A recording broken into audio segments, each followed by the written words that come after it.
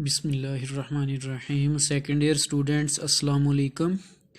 Second year students exercise 7.5 उसका question number 4 जो है उसका पहला और दूसरा पार्ट जो है वो हमारे शॉर्ट सिलेबस में शामिल है। डियर स्टूडेंट्स, क्वेश्चन नंबर 4 है हमारे पास, find the constant alpha such that the vectors are coplanar. वो कह रहे हैं कि फाइंड द कांस्टेंट अल्फ़ा। एक हमारे पास ये जो वेक्टर्स हैं ना, इनके अंदर एक अल्फ़ा दिया हुआ है। देखें, ए वेक्टर जो है उसकी वैल्यू जो है वो है आई हेड माइनस जे हेड प्लस के हेड। बी वेक्टर है आई हेड माइनस 2 जे हेड माइनस 3 के हेड। और सी वेक्टर है 3 आई हेड प्लस अल्फ़ा जे हेड प्लस 5 के हेड। डियर स्टूडेंट्स, देखें वेक्टर सी के अंदर उन्होंने एक अल्फ़ा दिया हुआ है, अल्फ़ा जे हेड। इस अल्फ़ा की वैल्यू हमने फाइंड आउट करनी है और उन्होंने कहा है कि ये वेक्टर्स जो है ना तीनों आपस में ये क्या हैं, कोप्लेनर हैं। डियर स्टूडेंट्स, हमने कोप्लेनर के मुतल्लिक़ क्वेश्चन नंबर 3 किया था। कोप्लेनर किसे कहते हैं? जिन वेक्टर्स का मैग्नीट्यूड, यानी कि अब ए बी और सी तीन वेक्टर्स दिए हुए हैं, तो A dot B cross C is equal to 0 आता है वो। यानी कि अगर कोप्लेनर किसे कहते हैं? अगर तीन वेक्टर दिए हों तो उनका अगर A dot B cross C is equal to 0 आ जाए तो उसे कोप्लेनर वेक्टर्स कहते हैं। अब डियर स्टूडेंट्स देखिए, हम क्या काम करेंगे कि मैग्नीट्यूड ये आ गया A dot B cross C is equal to 0। तो यहाँ पर इसका मैग्नीट्यूड ले लेते हैं। ए वेक्टर हमारे पास क्या है, उसके कोफिशिएंट्स क्या हैं आई जे के हेड के? 1 -1 और 1, ये फर्स्ट रो में आ गए। बी वेक्टर जो है उसमें 1 -2 और -3, ये सेकेंड रो के अंदर आ गए। और सी वेक्टर हमारे पास है 3 प्लस अल्फ़ा और प्लस 5, तो ये आ गया 3 अल्फ़ा और 5, उसका magnitude is equal to 0। Dear students, हम इस तरह करेंगे कि इसका मैग्नीट्यूड लेंगे 1 इंटू इसे मल्टीप्लाई करेंगे माइनस इनको मल्टीप्लाई करेंगे, फिर उसके बाद यहाँ सेकंड के साथ माइनस हमने लगाना होता है और ये वैसे भी माइनस में वैल्यू है तो वो प्लस का 1 बन जाएगा। इनको आपस में मल्टीप्लाई करके माइनस इनको आपस में मल्टीप्लाई करेंगे। फिर डियर स्टूडेंट्स सेम इसी तरीके से ये प्लस का 1 आ गया, इंटू इनको मल्टीप्लाई करेंगे। जैसे आप लोग फर्स्ट ईयर में तीसरे चैप्टर में पढ़ के आए हैं कि मैग्नीट्यूड हमने कैसे लेना होता है, मॉड। तो इज इक्वल टू क्या है, 0 वैसे का वैसे चलता आएगा। इनको सिंप्लीफाई करेंगे, हमारे पास ये आंसर आ जाएगा। इनको आगे सिंप्लीफाई करके यहाँ से हम बिल्कुल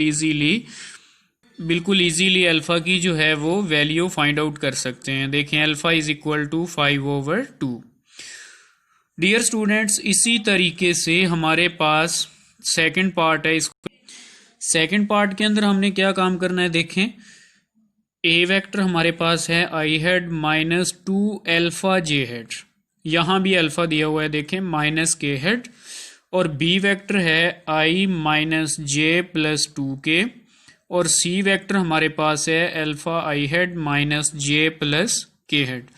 तो यहाँ पर अल्फ़ा दो जगहों पे दिया हुआ है, एक ए वेक्टर के अंदर भी मौजूद है और सी वेक्टर के अंदर भी मौजूद है। तो वो कह रहे हैं कि ये वेक्टर्स जो है ना आर कोप्लेनर, ये वेक्टर कोप्लेनर हैं। तो हमने क्या काम करना है कि अल्फ़ा जो कांस्टेंट है उसकी वैल्यू फाइंड आउट करनी है।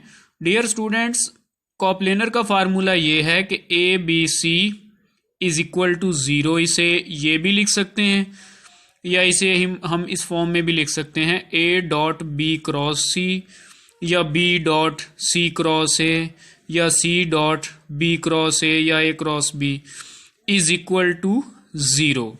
तो डियर स्टूडेंट्स, ये फार्मूला कोप्लेनर का है। तो हमने क्या काम करना है, पहले ए लिखा हुआ है ना, तो ए का वेक्टर जो है उसकी वैल्यू यहाँ पे लिखें 1 -2 अल्फ़ा -1, ये फर्स्ट रो में आ गए। फिर उसके बाद बी वेक्टर का जिक्र है, तो 1 -1 और प्लस का 2 आ गया, ये सेकंड रो के अंदर आ गए। फिर उसके बाद डियर स्टूडेंट्स अल्फ़ा -1 और +1 ये थर्ड रो के अंदर आ गए, उसका मैग्नीट्यूड इज इक्वल टू 0। क्योंकि देखें डियर स्टूडेंट्स, आप लोगों को पता है कि क्रॉस प्रोडक्ट हमेशा मैग्नीट्यूड की मदद से फाइंड आउट किया जाता है और क्रॉस प्रोडक्ट एक वेक्टर प्रोडक्ट होता है। अगर तो दो वेक्टर्स के दरमियान हम क्रॉस प्रोडक्ट लेना तो उन दो वेक्टर्स की वैल्यूज को हम यहाँ पे लिखा करते हैं और यहाँ पे डायरेक्शंस i, j, k लिखा करते हैं। लेकिन जब तीन वेक्टर हों हमारे पास a dot b cross c, तो i, j, k हमने, क्योंकि देखें b क्रॉस c जो है क्रॉस प्रोडक्ट तो एक वेक्टर है, लेकिन उसका जब किसी और वेक्टर के साथ डॉट प्रोडक्ट लें तो आंसर जो है वो एक स्केलर फॉर्म में आता है।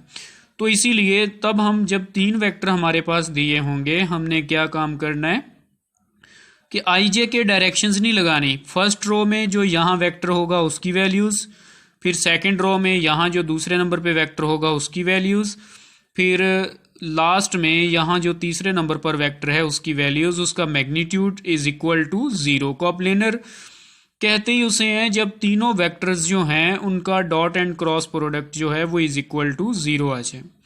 डियर स्टूडेंट्स, हम इनका मैग्नीट्यूड लेंगे इसी तरीके से, इज इक्वल टू 0 आ जाएगा। उसे सिंप्लीफाई करेंगे। देखें अल्फा यहाँ पे दो जगहों पे दिया हुआ था, इसलिए यहाँ पर हमारे पास क्या बन चुकी है, क्वाड्रेटिक इक्वेशन बन चुकी है। डियर स्टूडेंट्स, फिर यहाँ से हम माइनस कॉमन लेंगे, वो माइनस कॉमन लेकर 0 वाली साइड पे मल्टीप्लाई करेंगे तो 4 alpha square minus alpha minus 2 is equal to 0 आ जाएगा। उसके बाद देखें अगर तो इसकी फैक्टराइजेशन हो सकती है तो वेल एंड गुड, अगर इसकी फैक्टराइजेशन नहीं हो सकती तो फिर हम मेथड यूज़ करते हैं क्वाड्रेटिक इक्वेशन को सॉल्व करने का, जिसे हम क्वाड्रेटिक फार्मूला कहते हैं। तो वैल्यू इक्वेशन हमारे पास किस फॉर्म में है, अल्फा की फॉर्म में है, तो फार्मूला भी अल्फा के लिहाज से लगाएंगे। Alpha is equal to -b plus minus into B square minus 4ac whole square root over 2a। तो वहाँ पर a हमारे पास 4 आ जाएगा, b हमारे पास -1 आ जाएगा, c हमारे पास -2 आ जाएगा। वो वैल्यूज़ यहाँ क्वाड्रेटिक फार्मूले के अंदर पुट करेंगे। ये अप्लाइंग क्वाड्रेटिक फार्मूला ये यहाँ पे मेंशन भी किया हुआ है, तो हमारे पास ये अल्फ़ा का फाइनल आंसर आ जाएगा। आई होप डियर स्टूडेंट्स कि आप लोगों को इस क्वेश्चन की क्वेश्चन नंबर 4 के दोनों पार्ट्स जो हैं उनकी अच्छे तरीके से समझ आ गई होगी। बिल्कुल आसान मेथड है, उसने हमें हिंट दे दिया है कि वेक्टर्स कोप्लेनर हैं, तो जब कोप्लेनर हैं तो उनका मैग्नीट्यूड जो है वेक्टर्स का वो इज इक्वल टू 0 आएगा। उसकी मदद से हम अल्फ़ा की वैल्यू जो है कांस्टेंट अल्फ़ा उसकी वैल्यू इजीली फाइंड आउट कर सकते हैं। उसके बाद डियर स्टूडेंट्स क्वेश्चन नंबर 5 जो है उसका सेकंड पार्ट जो है वो भी हमारे शॉर्ट सिलेबस के होमवर्क के अंदर शामिल है। फाइंड द वैल्यू ऑफ, हमने वैल्यू फाइंड आउट करनी है। डियर स्टूडेंट्स देखें यहाँ पे सेकंड पार्ट इसका दिया हुआ है 3j hat dot into k cross i, 3j hat dot into k cross i। Dear students, ये आप लोगों ने यहाँ पे देखें ये डायग्राम दी हुई है। डायग्राम में ये होता है कि ये वेक्टर्स एंटी क्लॉक वाइज हुआ करते हैं, एंटी क्लॉक वाइज। इस साइड को तो क्लॉक वाइज हम कहते हैं ना, इसे एंटी क्लॉक वाइज कहते हैं।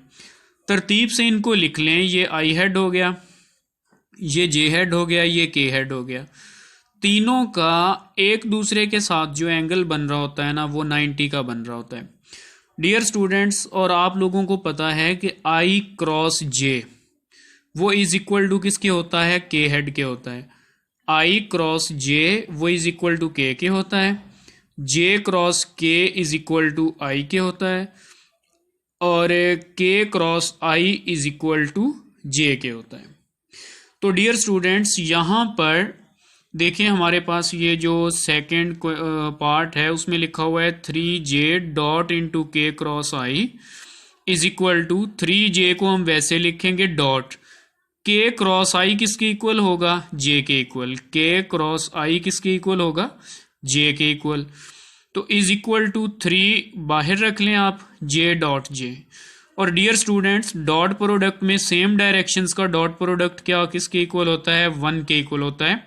जे dot J is equal to 1 होता है, के डॉट के इज इक्वल टू 1 होता है, I dot I is equal to 1 होता है।